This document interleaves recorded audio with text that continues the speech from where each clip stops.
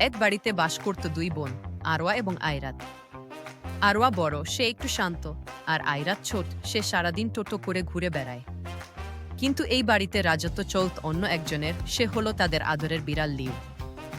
Liu দেখতে ধবধবে সাদা, কিন্তু তার বুদ্ধি ছিল একেবারে গোয়েন্দাদের মতো।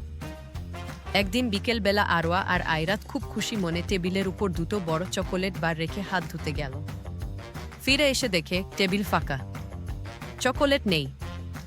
আয়রাত চেঁচিয়ে উঠল, আপি, আমার চকোলেট কে খেলো? আরওয়া অবাক হয়ে বলল, আমারটাও তো নেই।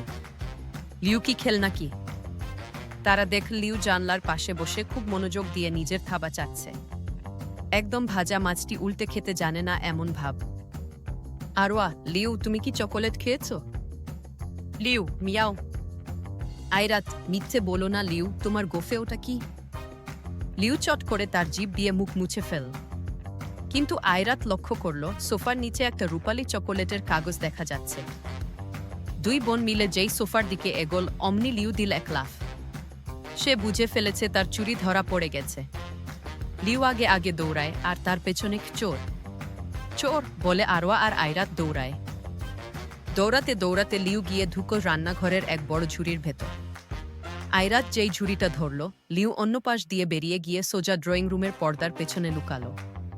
পর্দাটা দুলছে দেখে আরওয়া ভাবল লিউ সেখানেই আছে। কিন্তু পর্দা সরিয়ে দেখে সেখানে লিউ নেই, রাখা আছে আয়রাতের হারিয়ে যাওয়া একটা লাল মোজা।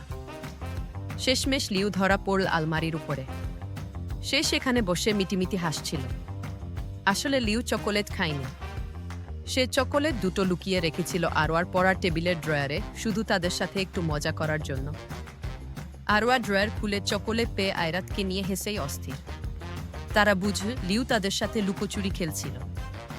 গল্পের শেষ। সেদিন রাতে শাস্তিস্বরূপ লিউকে কোনো বাড়তি দুধ দেওয়া হলো না, বদলে আরওয়া আর আয়রাত তাকে জড়িয়ে ধরে অনেকক্ষণ আদর করল। আর লিউ, সে লেজ নাড়িয়ে বুঝিয়ে দিল কাল সে নতুন কোনো দুষ্টুমি করার প্ল্যান করছে।